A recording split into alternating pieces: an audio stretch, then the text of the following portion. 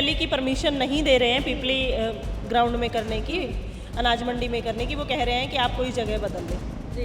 तो हमने कहा है आप जगह दे दो, 15-20 किले खाली हम वहाँ कर लेंगे, हमें कोई दिक्कत नहीं है, पर रैली होके रहेगी। उनकी कोशिश है कि इस रैली को किसी ना तरीके से रोक दिया जाए, दबा दिया जाए। जो आपने एमएसपी का रेट कहा है वो देने के लिए तैयार है, या फिर जो मांग की जा रही है, जो गिरफ्तार किए गए किसान हैं उनको रिहा किया जाए, उनकी भी मांग मानी है? हमने गिरफ्तार किसानों की रिहाई की कोई मांग नहीं रखी। आप उनको अंदर रखें, हमें कोई दिक्कत नहीं है जी। हमारा मुद्दा है एमएस। हम तो और भी गिरफ्तारियां देने के लिए तैयार हैं। हम उनको कहते हैं कि आप जेलें खोलिए, हम जेलें भरने के लिए तैयार हैं, गिरफ्तारियां देने के लिए तैयार हैं, पर हम प्रधान जी की या अन्य लोगों की रिहाई की कोई मांग नहीं करते। मुद्दा है हमारा एमएस। इन्होंने जैसे सूरजमुखी का रेट जो है 1400 रुपये एमएसपी निर्धारित की हुई है, 4200 पे सरकार खरीद कर रही है। हाँ, तो बीच में 2200 का अंतर आ गया। 2200 का नुकसान किसान क्यों झेलेगा? अब उन्होंने बोला कि हम 1000 रुपये भावांतर योजना के तहत आपको दे देंगे। भावांतर के पिछले साल की पेमेंट नहीं मिली, उससे पिछले साल की पेमेंट नहीं। आलू के किसान जो अभी यहाँ पे बता रहे थे मोर्चे पे, 2-2, 3-3 साल की पेमेंट्स पेंडिंग है। और दूसरी बात, भावांतर हमें चाहिए ही नहीं। सीएम जी भी कह रहे हैं कि जल्दी ही आपके अकाउंट में जो पैसा वो ट्रांसफ़र कर दिया गया, भावांतर योजना के तहत ही आपके पास। हमें भावांतर नहीं चाहिए। ये भावांतर रूपी सांप जो बीच में लेके आए ना, आप इसको निकाल लें। हमें एमएसपी चाहिए। हमारी लड़ाई मुद्दों की लड़ाई है, हमारी लड़ाई रोटी की लड़ाई है, तो एमएसपी लेना हमारा अधिकार है। सब लोग किसान के नाम पे राजनीति करते हैं। 2 मिनट आएंगे, बैठेंगे, बोलेंगे सबसे पहले हमारी स्पीच करा दो। स्पीच दी, फोटो खींची, सोशल मीडिया पे डाला, हम किसानों के साथ हैं, हम किसानों के साथ हैं, और 5 मिनट बाद वो नजर भी नहीं आते। हमें ऐसे समर्थन की जरूरत नहीं है। हम इन राजनीतिक पार्टियों से कहेंगे कि आप अपनी शोशेबाजी के लिए यहाँ पे मत आए। आना है तो सब लोग इस्तीफा देके इस धरने पे बैठे। जहाँ हम सिर्फ उड़वा रहे हैं आप सिर्फ उड़वाएं, जहाँ हम लाठियाँ खा रहे हैं आप लाठियाँ खाएं, जहाँ हम जेलों में जा रहे हैं आप जेलों में जाए। वो कहते हैं कि किसान तो सिर्फ राजनीति के लिए कर रहा है, तो आप भी तो किसान के नाम पे राजनीति कर रहे हो ना। अगर आप किसान के नाम पे राजनीति कर रहे हो तो किसान को ही आगे कर दो। परमिशन नहीं दी जा रही आपको पिपली मंडी में रैली करने के लिए, तो फिर कैसे वहाँ पे रैली की जाएगी? अगर लोगों को घर में डिटेन कर दिया गया, आने ना दिएगा तो क्या? हमें क्या इन्होंने दिल्ली की बॉर्डरों पे आंदोलन करने की परमिशन दी थी क्या? नहीं दी थी। हमने वहाँ भी किया और हम यहाँ भी करके दिखाएंगे। ਸਤਿ ਸ਼੍ਰੀ ਅਕਾਲ ਦਰਸ਼ਕੋ, ਤੁਸੀਂ ਦੇਖ ਰਹੇ ਹੋ ਰੋਜ਼ਾਨਾ ਸਪੋਕਸਮੈਨ ਟੀਵੀ ਤੇ ਮੈਂ ਹਰਜੀਤ ਕੌਰ। ਜਿੱਥੇ ਕਿਸਾਨਾਂ ਦੇ ਵੱਲੋਂ 12 ਤਰੀਕ ਦੀ ਰੈਲੀ ਦਾ ਵੱਡਾ ਐਲਾਨ ਕੀਤਾ ਗਿਆ, ਉੱਥੇ ਹੀ ਮੋਰਚਾ ਸ਼ਾਹਬਾਦ ਲਾਡਵਾ ਹਰਿਆਣਾ ਤੇ ਅੱਜ ਵੀ ਜਾਰੀ ਹੈ ਤੇ ਜਿਹੜੀਆਂ ਤਿਆਰੀਆਂ ਉਹ ਕੀਤੀਆਂ ਜਾ ਰਹੀਆਂ ਨੇ। ਸਾਡੇ ਨਾਲ ਵੀ ਸੁਮਨ ਹੁੱਡਾ ਜੀ ਮੌਜੂਦ ਹੈ, ਬੀਕੇ ਚੜੂਨੀ ਦੇ ਮਹਿਲਾ ਪ੍ਰਦੇਸ਼ ਅਧਿਕਸ਼। ਗੱਲਬਾਤ ਕਰਾਂਗੇ। ਕੱਲ ਵੀ ਮੀਟਿੰਗ ਸਰਕਾਰ ਦੇ ਨਾਲ ਚੱਲੀ ਹੈ, ਪੁਲਿਸ ਪ੍ਰਸ਼ਾਸਨ ਦੇ ਨਾਲ ਮੀਟਿੰਗ ਹੋ ਰਹੀ ਹੈ। किस तरीके की मीटिंग हुई है, की मीटिंग दे विच अहम मुद्दों की गल की गई, सारी ही जानकारी लवेंगे। सबसे पहले स्वागत करते हैं आपका रोजाना स्पोक्समैन। धन्यवाद जी। सुमन हुड्डा जी, पहले तो यही जानना चाहते हैं, कल भी मीटिंग हुई, आज भी मीटिंग हो रही है, तो मीटिंग में क्या बातचीत की जा रही है? देखिए, कल एसडीएम साहब ने बुलाया था और यही था कि रैली की परमिशन नहीं दे रहे हैं पिपली ग्राउंड में करने की, अनाज मंडी में करने की। वो कह रहे हैं कि आप कोई जगह बदल लें जी। तो हमने कहा है आप जगह दे दो, 15-20 किले खाली हम वहाँ कर लेंगे, हमें कोई दिक्कत नहीं है, पर रैली होके रहेगी। उनकी कोशिश है कि इस रैली को किसी ना तरीके से रोक दिया जाए, दबा दिया जाए किसानों को, पर ऐसा होगा नहीं। ये जो जन सैलाब उमड़ा है, ये इस रैली तक, स्थल तक पहुँचकर ही दम लेगा और अपनी मांगों के लिए, एमएसपी के लिए आवाज़ ज़रूर बुलंद करेगा। एमएसपी की बात करते तो एमएसपी पे माने हैं वो, जो आपने एमएसपी का रेट कहा है वो देने के लिए तैयार है, या फिर जो मांग की जा रही है, जो गिरफ्तार किए गए किसान हैं उनको रिहा किया जाए, उनकी भी मांग मानी है कोई? हमने गिरफ्तार किसानों की रिहाई की कोई मांग नहीं रखी है। आप उनको अंदर रखें, हमें कोई दिक्कत नहीं है। हमारा मुद्दा है एमएसपी। हम तो और भी गिरफ्तारियां देने के लिए तैयार हैं। हम उनको कहते हैं कि आप जेलें खोलिए, हम जेलें भरने के लिए तैयार हैं, गिरफ्तारियां देने के लिए तैयार हैं, पर हम प्रधान जी की या अन्य लोगों की रिहाई की कोई मांग नहीं करते हैं। मुद्दा है हमारा एमएसपी। इन्होंने जैसे सूरजमुखी का रेट जो है 1400 रुपये एमएसपी निर्धारित की हुई है, 4200 पे सरकार खरीद कर रही है। 400 की है। हाँ, तो बीच में 2200 का अंतर आ गया। 2200 का नुकसान किसान क्यों झेलेगा? उसकी लागत मूल्य भी पूरा नहीं होता तो अगले साल तो वो उगाएगा ही नहीं। या फिर आपकी ये स्कीम है कि इनको इस तरीके से रौंद दिया जाए कि ये फसलें उगाएं ही ना, फिर आप इनकी ज़मीनें खरीद लें। ठीक है। अब उन्होंने बोला कि हम 1000 रुपए भावांतर योजना के तहत आपको दे देंगे। भावांतर के पिछले साल की पेमेंट नहीं मिली, उससे पिछले साल की पेमेंट नहीं। आलू के किसान जो अभी यहाँ पे बता रहे थे मोर्चे पे, 2-3 साल की पेमेंट्स पेंडिंग है।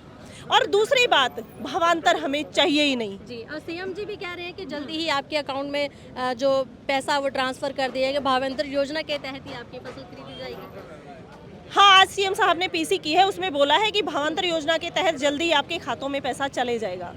पर हम ये कहते हैं हमें भावांतर नहीं चाहिए। ये भावांतर रूपी सांप जो बीच में लेके आए हैं ना, आप इसको निकाल लें। हमें एमएसपी चाहिए। हमारी लड़ाई मुद्दों की लड़ाई है, हमारी लड़ाई रोटी की लड़ाई है। तो एमएसपी लेना हमारा अधिकार है, मौलिक अधिकार है, लोकतांत्रिक अधिकार है। आप लोकतांत्रिक अधिकार को ना दबाएं, लोकतंत्र की हत्या ना करें और हमें एमएसपी दें। रामकरण काला जी जो एमएलए हैं शाहबाद के, उनके इस्तीफे को कैसे देखते हैं? कहते हैं कि चेयरमैनी से इस्तीफा दिया लेकिन एमएलए से इस्तीफा नहीं दिया। मैंने उनकी स्पीच सुनी थी जी। बाकी मैं किसी सुनी हुई बात नहीं बताऊंगी। मैंने खुद उनकी स्पीच सुनी थी, किसी चैनल ने लाइव किया हुआ था। वो घर पे बैठ के और इस्तीफे के बारे में कुछ बता रहे थे।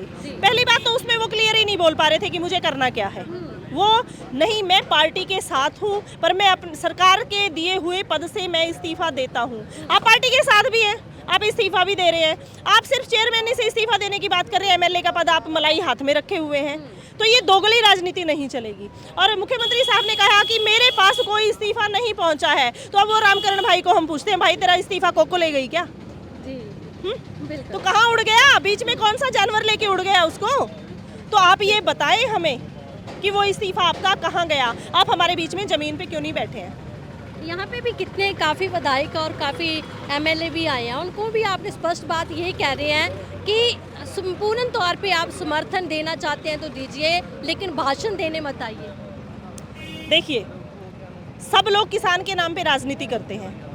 2 मिनट आएंगे, बैठेंगे, बोलेंगे सबसे पहले हमारी स्पीच करा दो। स्पीच दी, फोटो खींची, सोशल मीडिया पे डाला, हम किसानों के साथ हैं, हम किसानों के साथ हैं, और 5 मिनट बाद वो नज़र भी नहीं आते। हमें ऐसे समर्थन की ज़रूरत नहीं है। क्या चाहते हैं? हम ग्राउंड लेवल पे लड़ने वाले बंदे चाहते हैं। जैसे कि प्रधान जी ने कहा था, हमें जान देने वाले लोग चाहिए, हमें सिरों की बलि देने वाले लोग चाहिए, हमें भगत सिंह चाहिए। हम दादा छोटू राम की औलादे हैं। हमने कदम आगे बढ़ा के पीछे हटना नहीं सीखा। और हकों की लड़ाई में, उसमें तो हम कदम पीछे किसी भी हाल में नहीं हटा सकते। तो हम इन राजनीतिक पार्टियों से कहेंगे कि आप अपनी सोशेबाजी के लिए यहाँ पे मत आएं। आना है तो सब लोग इस्तीफा देके इस धरने पे बैठे। जहाँ हम सिर्फ उड़वा रहे हैं आप सिर्फ उड़वाएं, जहाँ हम लाठियाँ खा रहे हैं आप लाठियाँ खाएं, जहाँ हम जेलों में जा रहे हैं आप जेलों में जाएं। लेकिन वो मलाई और एसी कमरे, राजनीति हम कर रहे हैं, यही तो सवाल है। वो कहते हैं कि किसान तो सिर्फ राजनीति के लिए कर रहा है। तो आप भी तो किसान के नाम पे राजनीति कर रहे हो ना। अगर आप किसान के नाम पे राजनीति कर रहे हो तो किसान को ही आगे कर दो जी। उसमें क्या बुराई है? किसान के नाम पे इनको वोट तो लेना है पर किसान को वोट नहीं देना है। अगर कोई किसान का बच्चा खड़ा हो जाता है, उसको ये कह के डराने धमकाने और बैठाने की कोशिश की जाती है कि तुम तो जुझारू हो, तुम तो क्रांतिकारी हो, तुम तो किसान लड़ाके हो, तुम राजनीति क्यों कर रहे हो? और अगर वो फिर भी हावी होने की कोशिश करता है क्योंकि उसके समर्थक ज़्यादा होते हैं, तो उसको बोला जाता है ये डरा धमका के कि मतलब ये पैंतरा अपनाया जाता है, तुम राजनीति कर रहे हो, तुम किसानी के लिए नहीं लड़ रहे हो, तुम राजनीति कर रहे हो। हाँ भाई, हम कर रहे हैं राजनीति। हमने उनको अपोज करना छोड़ दिया कि इनके साथ क्या मत्था मारना। बहुत दिन समझाया कि ये मुद्दों की लड़ाई है, जब वो नहीं समझे तो हमने मान लिया हाँ भाई हम कर रहे हैं राजनीति। अगर इसको राजनीति कहते हैं तो ये हमारी राजनीति है और इसको हम दिल खोल के करेंगे जी। अब रैली की तैयारी पूछना चाहते हैं, 12 तारीख की रैली कैसी तैयारी चल रही है आपकी, क्या क्या होने वाला? 12 तारीख की जो रैली है वो एक ऐतिहासिक रैली होगी। पिपली वो जगह है जहां किसान आंदोलन की शुरुआत हुई थी। उस दिन भी लाठीचार्ज और अत्याचार हुआ था। अभी भी उसी पिपली की धरती को चुना गया है रैली के लिए। ग्राम स्तर पर, जिला स्तर पर, ब्लॉक स्तर पर, राज्य स्तर पर टीमें तैनात हैं।